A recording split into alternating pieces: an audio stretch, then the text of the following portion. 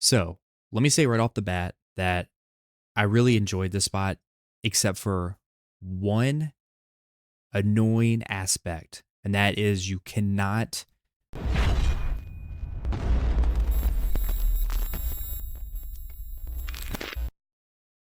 So, are you wondering how much money can you potentially make at Dehkia Aakman and Black Desert Online in 1 hour?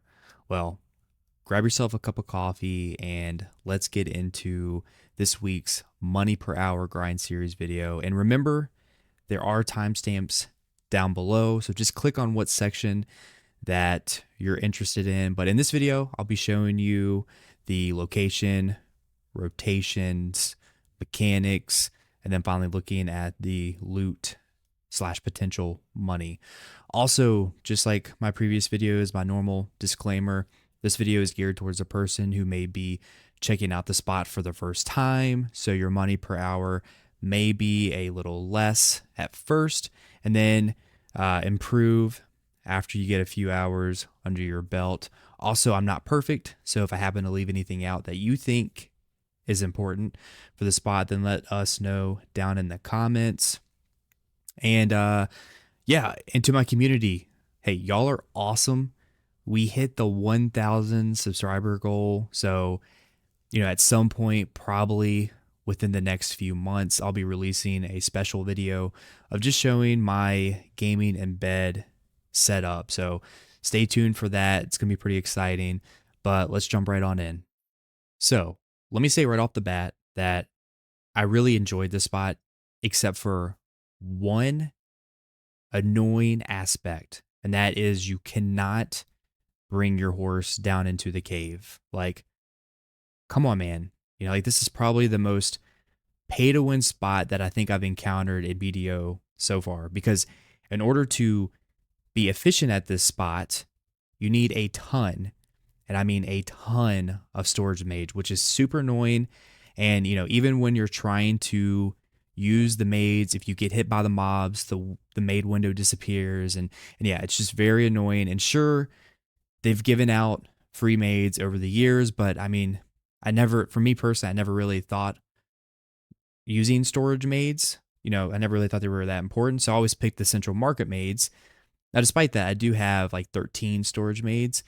And, as long as I was checking my loot to dump like every 333 trash loot, I didn't really run into any issues in terms of running out of the maids. However, if my grind speed was a little bit faster, then I think it could have maybe been an issue.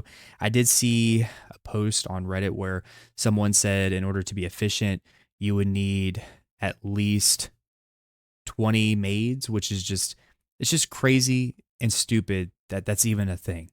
And, it really just needs to be changed. But, to be honest, I'm not 100% sure, if you are grinding, super fast, do you really need 20 storage maids? So I don't know. Let me know down in the comments if you know, and how many storage maids you actually need to have here to be efficient. Now there is an NPC that is on like one floor up that you could potentially sell your trash loot to, but still, if you're doing that, you're not going to be very efficient. So yeah, an actual pay to win spot here. So this spot is going to be in the desert right beside Pilgrim's Haven. So let me pull that up here. And before, you had to actually, in order to get into this area, you'd have to find a portal in the desert, which was, oh my gosh, it was so annoying. Like, because you'd go into a portal and you're like hoping that you go into either Aakman or the other place would be over here, Istria. So you never knew really which one you were going to go into. So it's kind of like a gambling game. And but yeah, so now there's an entrance. So essentially to get here, you're going to start kind of here at Sangrain, and then what I like to do is just kind of traverse over to Pilgrim's Haven and then work myself up here. So yeah, you'll need, or you could use like a compass. You could buy yourself a compass to kind of first help navigate through the desert. or you can watch how I get there now.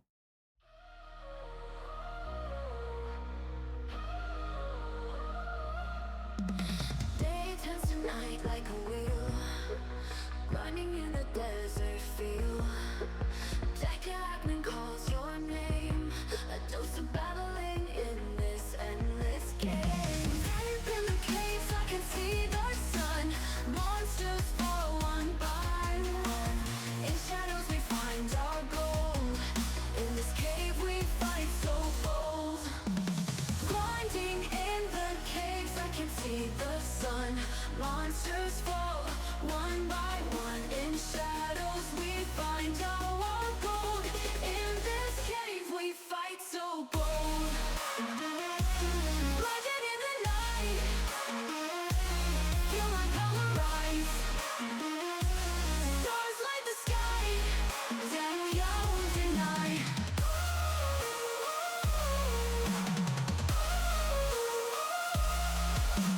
Weapons sharp like jagged teeth, enemies fall beneath. Dust and echoes fill the air, victories everywhere. Miles and miles of rugged land, fighting with a steady hand. Through this black desert roam, in Dehkia Aakman make your home. Blinding in the caves, I can see the sun. Monsters fall one by one. In shadows we find our gold. In this cave we fight so bold. Cave we fight so bold.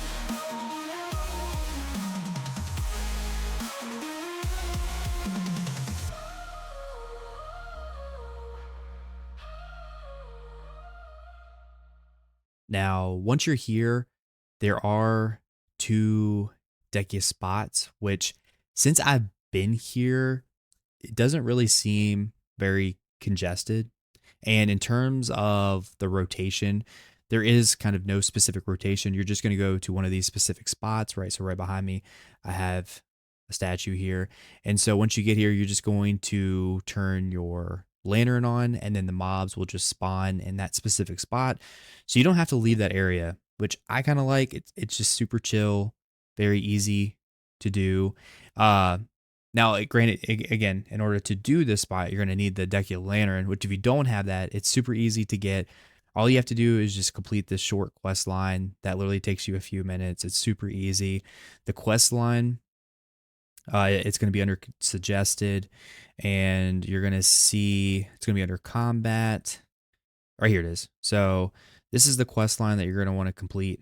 Literally takes a matter of minutes. Once you complete it, you'll get your lantern, and you'll also get some fuel to charge your lantern as well. Also, when you finish your grind here, you can use a map to teleport you back to the nearest town, or you can use your horse that's at the very beginning of the cave. But honestly, just to save your time, I would just use the map, and you'll thank me later, right? So to get the map, you can go onto the central market, and it's going to be right here. So traveler's map, right? So super easy. It's going to save you a lot of time, especially when you get done with your grind here, because you can just use the map, teleport you to the nearest town, and then you can just call your horse back, and then you can go on with your adventure. So gear, let me pull up the monster zone info at this spot. And so right here, it's at the very beginning. And so if we go to view total stats, we'll see that the recommended AP is 920. The recommended DP is going to be 440. And then the max AP limit is going to be 1000. So after you reach 1000, only 70% of the AP is going to be applied after that point. So stacking AP is going to be pretty beneficial for me. My AP sits at around 954 after all my buffs are kind of applied, including the add-ons. But honestly, if you've never tried Dehkia out in general, this is actually not a bad spot to go to for your first time, because it's pretty easy. The mobs don't hit very hard and they're fairly easy to kill. So, mechanics, nothing really crazy at this spot. You're just going to go to the statue and then you're going to turn the lantern on, and then the mobs will start to spawn in.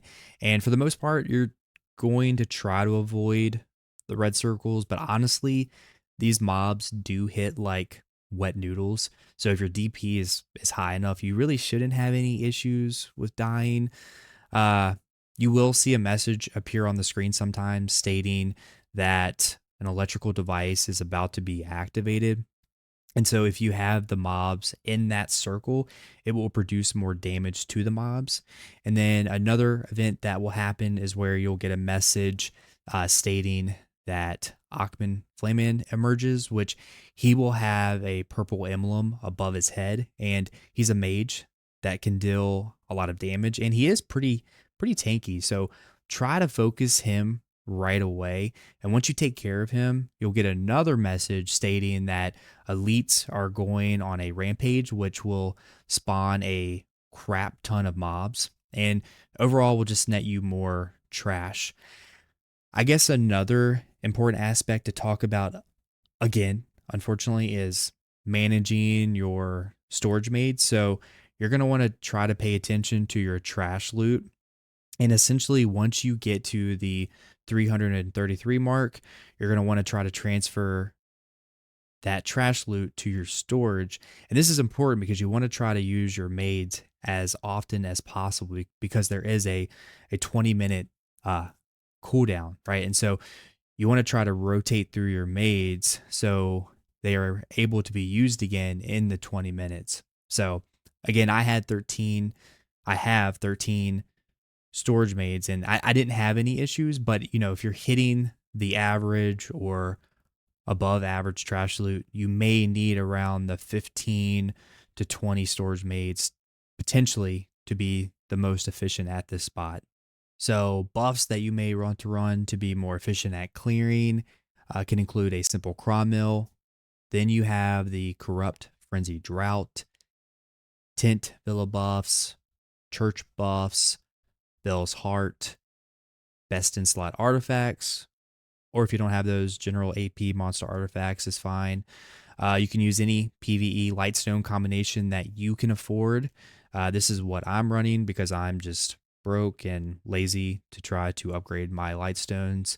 Also, demi-human damage is important here, so you could stack that as well with your crystals and Lightstones. Also, you could run a full-blown elixir rotation here if you wanted, but honestly, at least this Dehkia spot is pretty easy.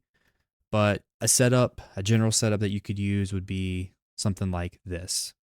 So drops, I have the monster zone info pulled up, and so we'll take a look at the drops here. And so you can see there's not as many items at this spot, which is kind of nice. Makes it a little bit more simple. But you have, starting at the top, you have the artifacts.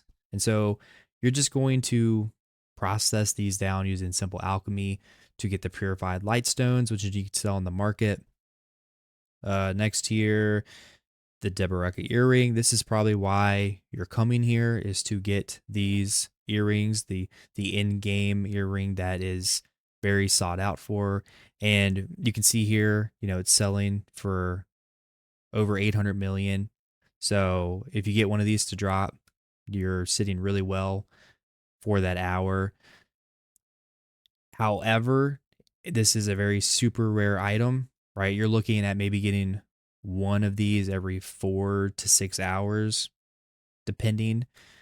Uh, it's RNG based, right? So it just depends. Moving to the next one, we have the tongue rat earring, and so you can see this is not as valuable, right? This will drop more frequently than the Deboreka earring, and in terms of the marketplace price, this is going to vary significantly.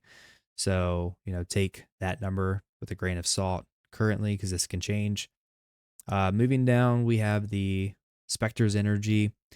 And so, this is used to craft your Black Star gear, or I just sell this to the vendor for 30 million. You have the Blackstones, right, which can enhance your gear, or uh, you can make fail stacks out of these, or you can just sell it on the marketplace. We have the sealed black magic crystal, which if you get one of these, you can just click it to get you a random black magic crystal, or you can just sell it on the market for, currently they're selling for 1 million. Another reason why you're probably coming here is the upgraded compass parts, right? And so this is one out of three pieces that you need in order to make the treasure compass piece. And so the one upgraded compass part drops here at Aakman, and then the other two pieces drop at Histria. So yeah, most likely you're coming here for the compass and for the Deboreka earring. Moving here next, we have the Caphara stones, right? And so, at this point, you're probably not using, if you get to this point in terms of your gear, you're probably not using Caphara stones on your gear. So you're probably going to be selling these on the market. But just in general, right, these are used to kind of enhance your gear to Caphara level 10, which then you would need Caphara level 10 and a specific flame to get one of your in-game gear pieces, right? Uh, Ancient Spirit Dust, you need at least 5 of these and 1 Blackstone to get 1 Kaffir Stone. So just another way to make a little bit of extra money there on the side. And then we have the scroll written in ancient language. And so these also vary in terms of the price. Right now they're selling for 2.6 million. I've seen these go all the way up to 4 million before. So it just kind of varies. But essentially you can save these up and then run these scrolls to make potentially more money, because you can get memory fragments with these scrolls. And honestly, depending on what the market's looking like, and if there's not enough memory fragments even on the market, then you may have to save these up to get your own memory fragments. Again, it's kind of all market based. Uh, and then finally, here we have the trash loot. So you can see that the trash loot is selling for 32,900 silver. Now let's see what I got in 1 hour with just using a level 2 loot scroll with no Agris. You can pay 50 million to get the temp buff for a 50% increase on your drop rate. But before we get into my numbers, let's take a look at Garmoth first. Now, I think it's important to recognize that, the Garmoth numbers may not be the most accurate, but it's the only resource that we have to compare with. So, take those numbers with a grain of salt potentially. So first, according to Garmoth, the potential average money per hour at 138% drop rate, which is what I'm mostly at if there's no drop rate event going on, and using a yellow loot scroll is around 922 million, with the average trash being around 19.7k. And so that's a number you can potentially expect, which can definitely vary based on your class, which you can kind of see there on that picture. Also important to note, your money per hour is going to vary based on your drop rate as well. Now, let's take a look at my few hours, which I was sitting actually at about 168% drop rate, and 3 hours were done with my Dosa, which I'm still level 61 and still just trying to learn the class, learn the combo with it, which may have affected my trash numbers. Obviously, it definitely affected my trash numbers. And then because I compared that with 1 hour with my striker, which was definitely my best 1 hour. So my first hour was 647 million, and I got 12.8k trash. And then my second hour, I got around 553 million, and for the trash loot, I got around 13.8k. And then the third hour, I got around 452 million, and for the trash loot was around 12.9k. And then my final hour with my striker, I got around 1.4 billion, and for the trash loot, I got around 18.6k. So definitely a big difference there with the trash loot. Now, I did get a Deboreka accessory, which definitely inflated my number. But hey, for the very first time ever, I got a Deborah accessory drop. So that was pretty hype. So my overall verdict of this place is that it's actually surprisingly an easy spot, especially after doing Dehkia Thornwood, which was a nightmare. Now for me, I didn't really get as much money as I thought I was going to get, especially with my Dosa. But this spot can be pretty RNG carried, right? So if you get a Deboreka accessory to drop, then you're sitting pretty good for that hour. But it's a very rare drop. So I think it's worth a shot to try it out, especially if you're new to the whole Dehkia thing, and just kind of see what you're able to get in terms of trash numbers. And I think getting close to 1 billion an hour is definitely possible. Plus, this place drops that compass piece, which is just an added benefit, especially if you're into kind of those rare treasures. So, yeah, if you made it this far into the video, you're amazing. And thank you for the support. Let me know down in the comments, have you tried this spot out yet? And if so, what are your trash numbers looking like? Also, are you super annoyed with having to use only maids and not your horse at this spot? Let me know down in the comments. Um, I'm planning on doing History next, so stay tuned for that next video. But with that being said, thanks for watching, and here's another video that you can check out. But hey, I will see you next time. Peace. Sunsets on black desert sky. It's just you and I. Weapons ready.